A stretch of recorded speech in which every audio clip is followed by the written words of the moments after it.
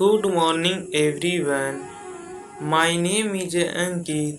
Today I will make you practice previous classes question or some related weed management discussion. First question was the plant growing where there are not desire. It is called a weed. Weed क्या होता है? Weed any unwanted plant can be placed out of place and out of time. It is called a weed.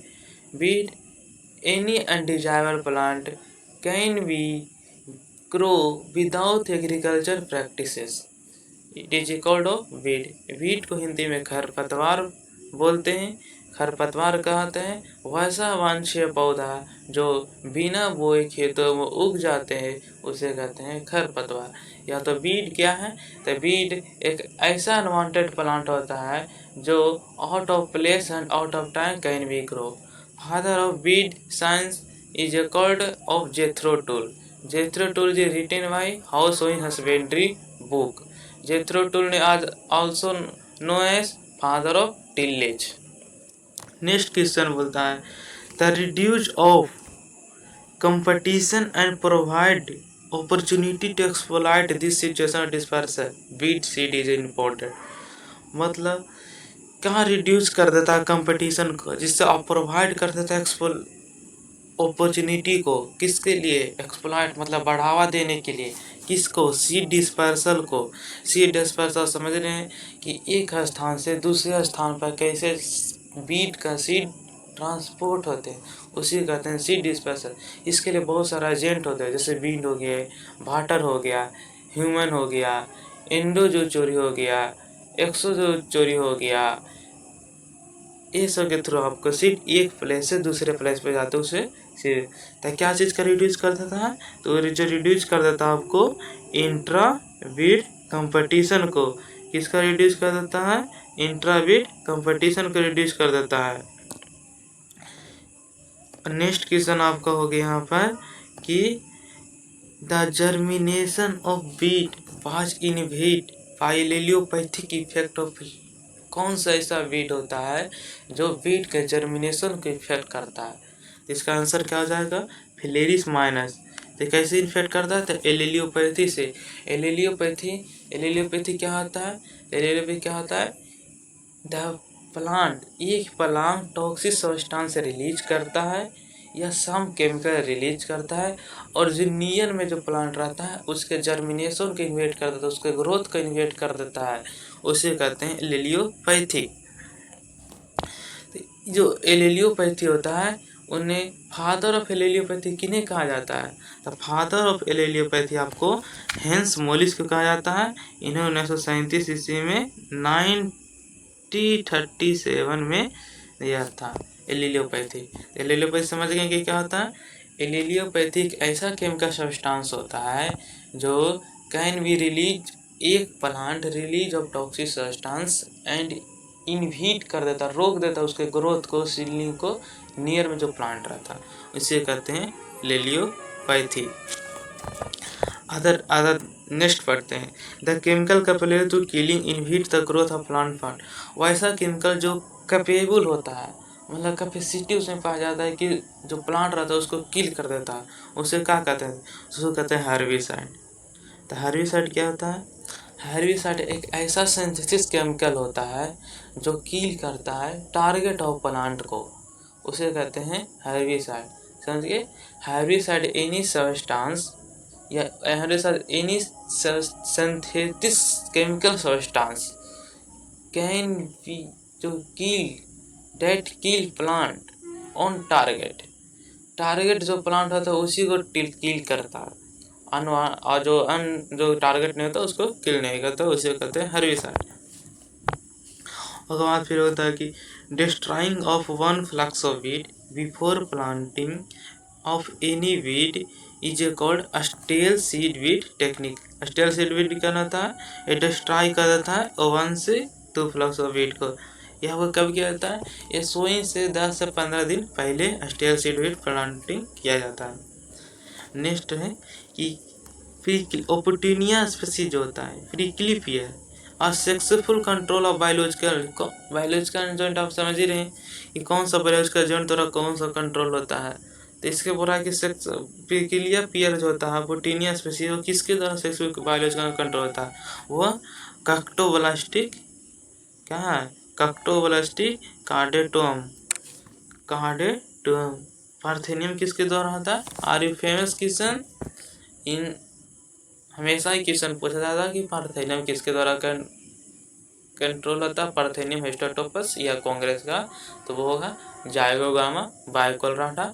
Zygogramma बाइकोलराटा कहाँ से आया था, तो Mexican Beatles के साथ आया था। पार्थेनियम हिस्टोटोपस कहाँ का और नेगेटिव है, तो उसे कहते हैं यूएसए में, इसका पता। देखिए आएंगे यहाँ नेक्स्ट क्वेश्चन है, जाइगोग्रामा बाइकोलराटा का यूज किस में किया जाता है, तो पार्थेनियम हिस्टोटोपस के बायोलॉजिकल कंट्रोल को रोकने में। नेक्स्ट क्वेश्चन बोल रहा है कि a micro herbicide use of control sorghum halepense के लिए। माइक्रो हर्बिसाइड किसे कहते हैं, किन्हीं को पता है, तो माइक्रो हर्बिसाइड वैसा हर्बिसाइड जो या वैसा बायोलॉजिकल एजेंट जो फंगी के द्वारा तैयार किया जाता है या फंगी से बनाया जाता है, उसे कहते हैं माइक्रो हर्बिसाइड। इसका किसी सोरगम, जैसे सोरगम हेल्पनेस का उपयोग कौन सा माइक्रो हर्बिसाइड किया जाता है, तो हो गया बाइपोलरी सोर्गिकोला।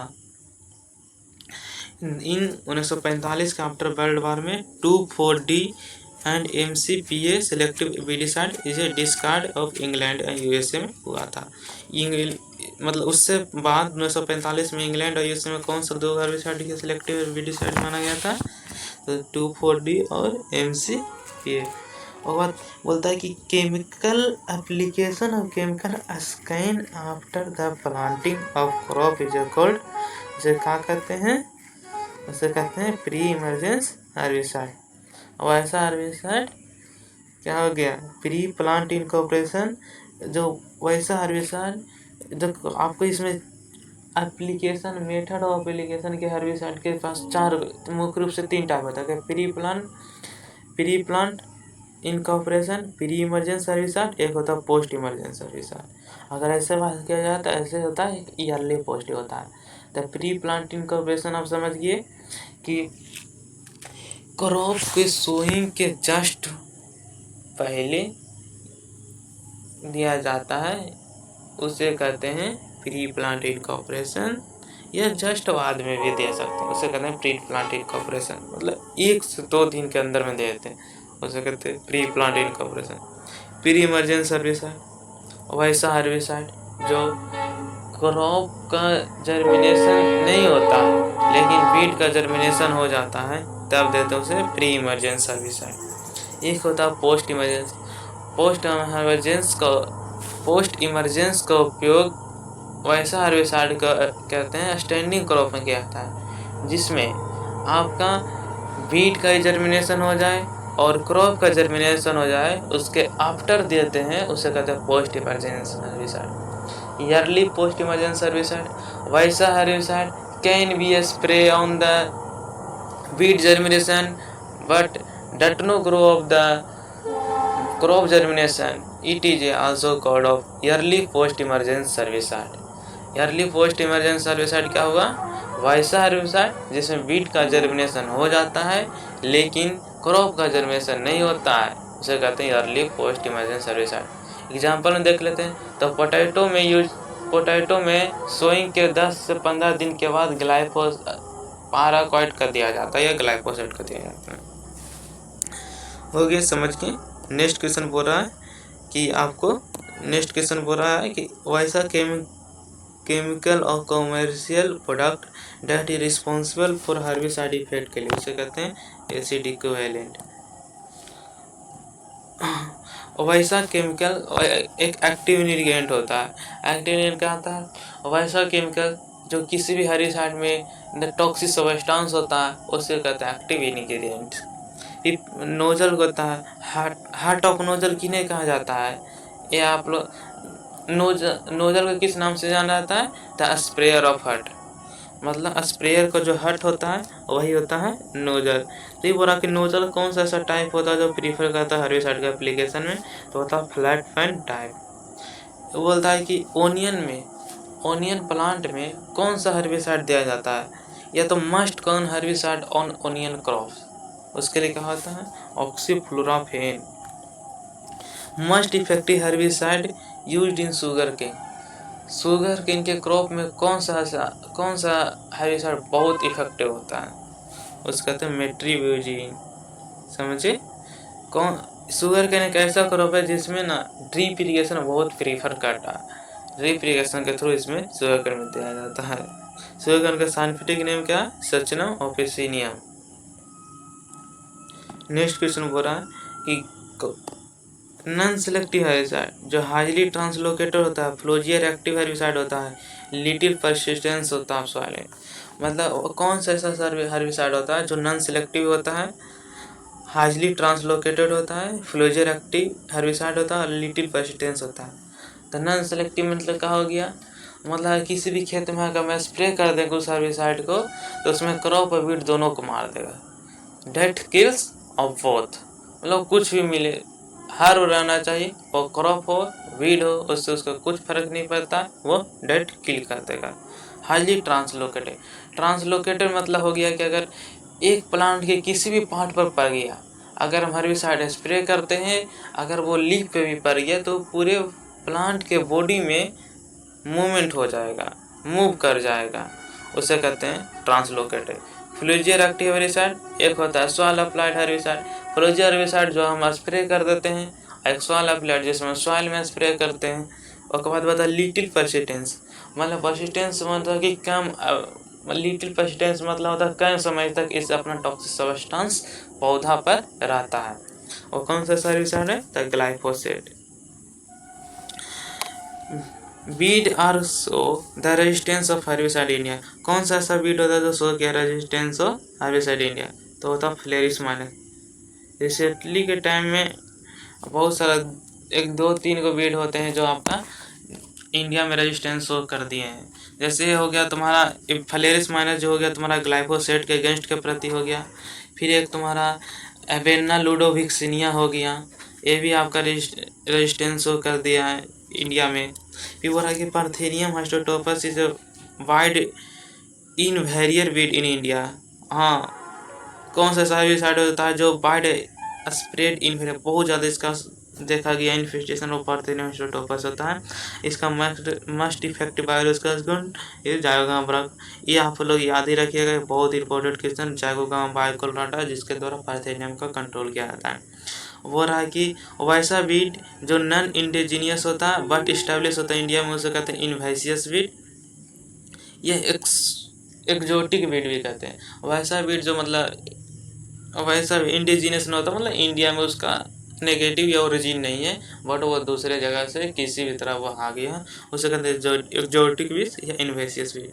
फिर वो रहा कि कौन सा important type of weed found in India, shade type में हो गया तुम्हारा सिप्रस रोटंडस। और क्या बोलता है सेंसर जो ट्रेड नेम किसका नाम है, तो मेट्रीब्यूजिन का। मेट्रीब्यूजिन का उपयोग कौन सा क्रॉप में किया था, तो शुगर केन में। राउंड रेडी फ्लेक्स कौन सा हर्बिसाइड कॉटन का वैरायटी है, तो कॉटन का। राउंड रेडी किसका ट्रेड नेम है पूछे जाए तो क्या बताइएगा आप लोग, ग्लाइफोसेट। इसलिए round ready flex is a herbicide tolerant variety कौन सा था, कॉटन होता है। राउंड रेडी क्रॉप पूछेगा तो क्या कौन होगा, मेज होगा, सोयाबीन होगा और कॉटन होगा, क्योंकि ये 3 ऐसा क्रॉप होता है जो ग्लाइफोसेट के प्रति टॉलरेंट हो गया। एक कॉटन हो गया, एक सोयाबीन हो गया, एक मेज मेज या कॉर्न।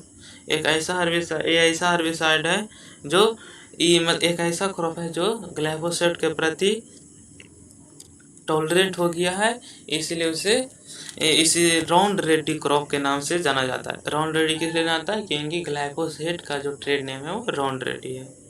37 इंडिया में जो लॉसेस करता है वीड वो आपको 37 से 40% लॉसेस करता है, या मोटी आपको 45% ले लेना है।